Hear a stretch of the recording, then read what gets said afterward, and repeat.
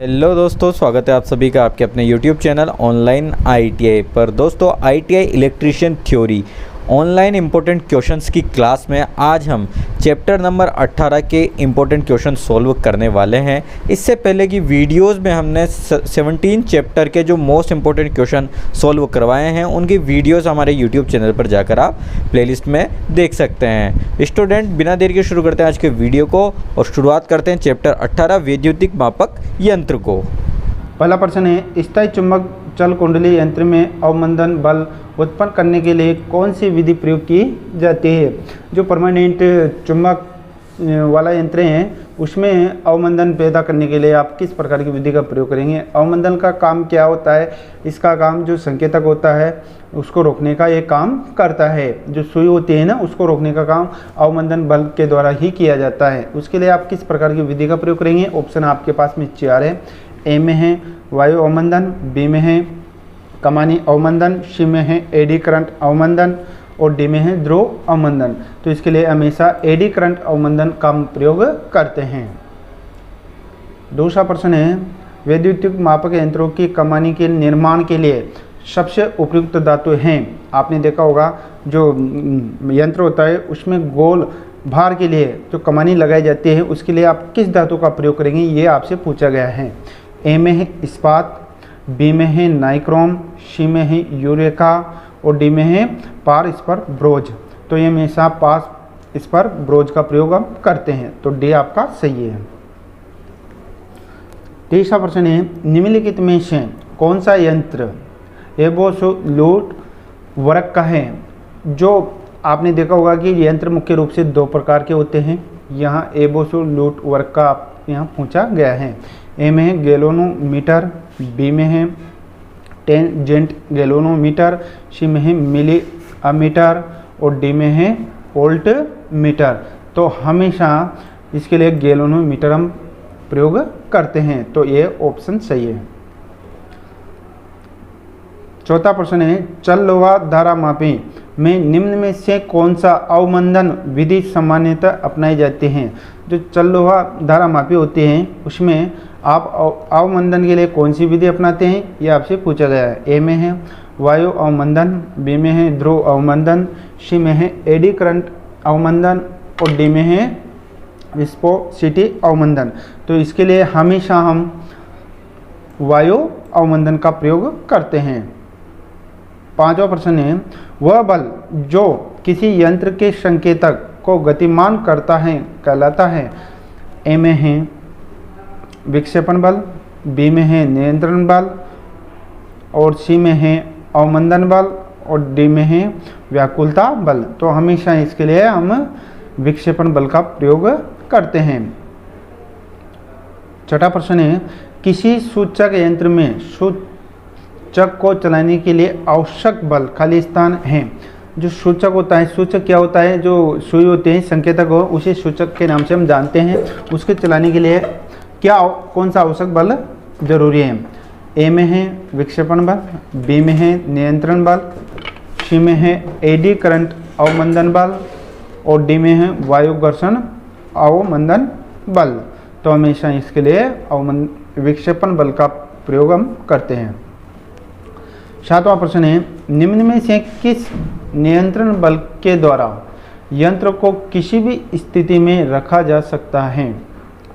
Option A में गुरुत्व नियंत्रण बल, बी में है स्प्रिंग नियंत्रण बल, सी में है ध्रुव घर्षण नियंत्रण बल और डी में है हाइड्रोलिक घर्षण नियंत्रण बल। तो हमेशा इसके द्वारा हम स्प्रिंग नियंत्रण बल को दोनों स्थिति में रख सकते हैं, तो ऑप्शन बी आपका सही है। आठवां प्रश्न है, मूविंग कोयल यंत्र खाली स्थान के प्रभाव पर कार्य करता है। मूविंग कोयल यंत्र जो एमसीबी हैं वो किस सिद्धांत पर कार्य करते हैं, ये आपसे यहाँ पूछा गया है। ए में है रासायनिक प्रभाव, बी में है वैद्युतिक चुंबकीय प्रभाव, सी में है ऊष्मीय प्रभाव और डी में स्थिर विद्युत प्रभाव। तो हमेशा ये वैद्युतिक चुंबकीय प्रभाव पर कार्य करते हैं, ऑप्शन बी आपका सही है। नवा प्रश्न है, PMMC प्रकार का यंत्र खाली स्थान मीटर के सिद्धांत पर कार्य करता है। यहाँ PMMC की फुल फॉर्म आपको जानना जरूरी है। पी का मतलब होता है परमानेंट, एम का मतलब होता है मैग्नेट, और एम का मतलब होता है मूविंग, और सी का मतलब होता है coil. Permanent magnet moving coil ये किस सिद्धांत पर काम करता है? जो यंत्र होते हैं, ए में है डीसी जनित्र के, बी में है ट्रांसफार्मर के, सी में है मूविंग आयरन मीटर में, और डी में है डीसी मोटर। तो ये हमेशा डीसी मोटर के सिद्धांत पर कार्य करता है। तो ऑप्शन आपका डी सही है। 10वां प्रश्न है, सामान्यतः मूविंग आयरन यंत्र के पैमाने खाली स्थान होंगे।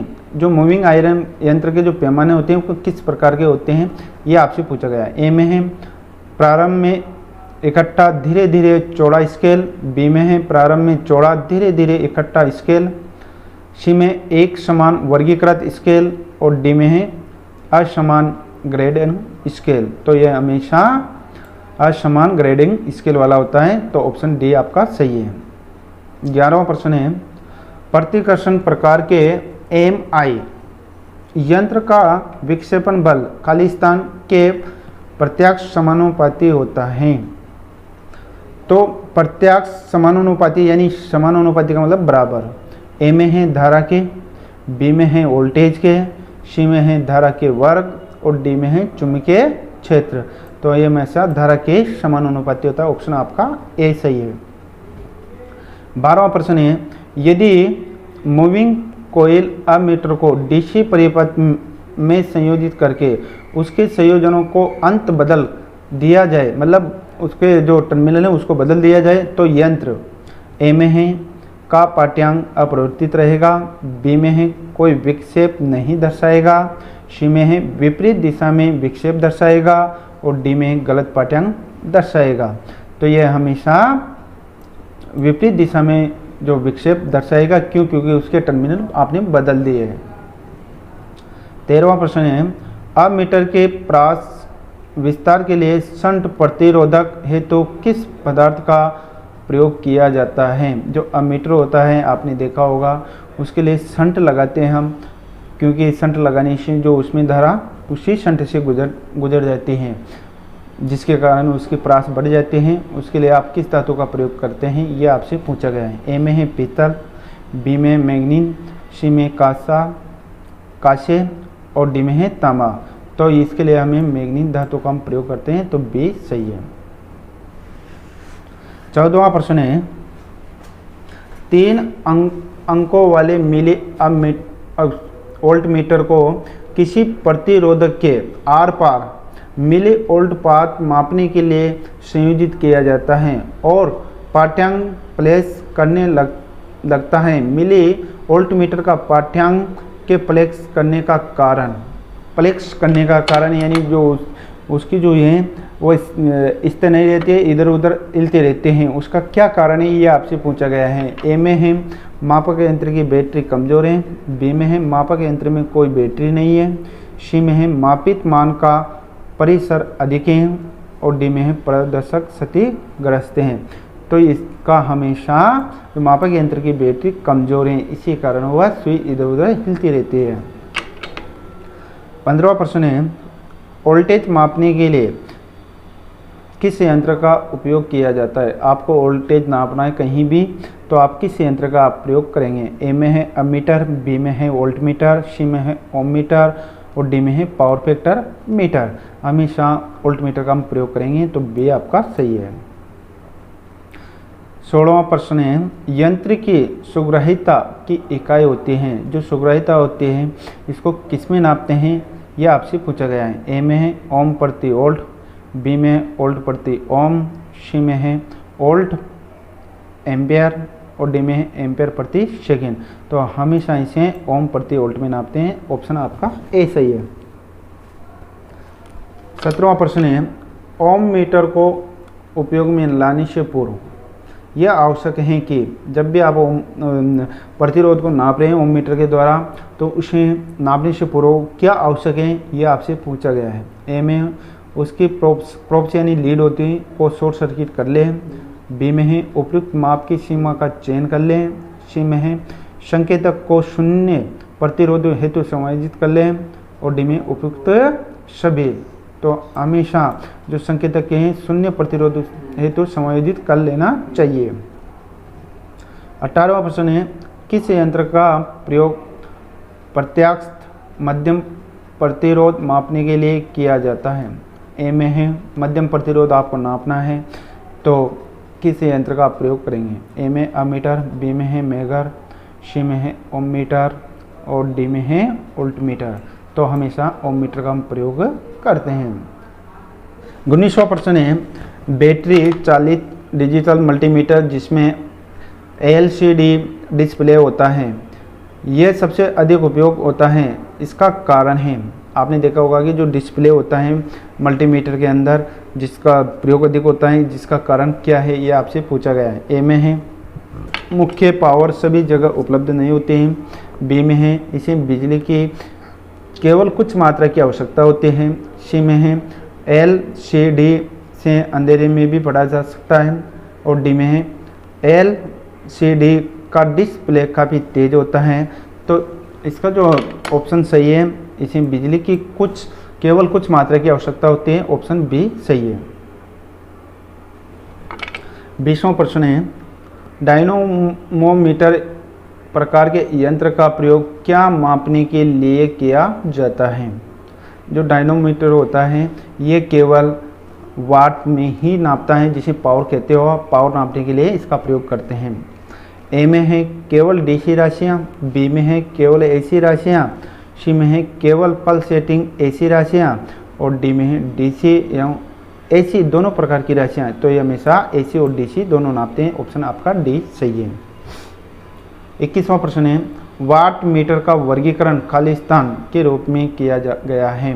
जो वाट मीटर है किसके आधार पर किया गया है ये आपसे पूछा गया है। ए में है विक्षेपी उपकरण, बी में सूचक यंत्र, सी में है अभिलेखन उपकरण और डी में है समाकलन उपकरण। तो हमेशा विक्षेपी उपकरण के आधार पर किया गया है, ऑप्शन ए सही है। 22वां प्रश्न है, किस प्रकार के यंत्र को केवल ऐसी परिपथों में प्रयोग किया जा सकता है? ए में है मल्टीमीटर, बी में है इंडक्शन टाइप वाटमीटर, सी में है मूविंग आयरन वोल्टमीटर और डी में स्थायी मैग्नेट मूविंग कोयल मीटर। तो हमेशा इंडक्शन टाइप वाट मीटर होता है, इसका प्रयोग हम एसी के लिए कर सकते हैं। 23वां प्रश्न है, विद्युत ऊर्जा खपत मापने की सर्वोत्तम विधि है। जो आपने देखा होगा कि जो ऊर्जा की खपत है ये किसके द्वारा नापी जाती है, ये आपसे पूछा गया है। ए में है वोल्ट मापी तथा धारा मापी, बी में है वोल्ट मापी, धारा मापी तथा स्टॉप वॉच, सी में है वाट मीटर तथा स्टॉप वॉच और डी में है एनर्जी मीटर। तो हमेशा एनर्जी मीटर के द्वारा इसकी खपत मापते हैं, तो डी आपका सही है।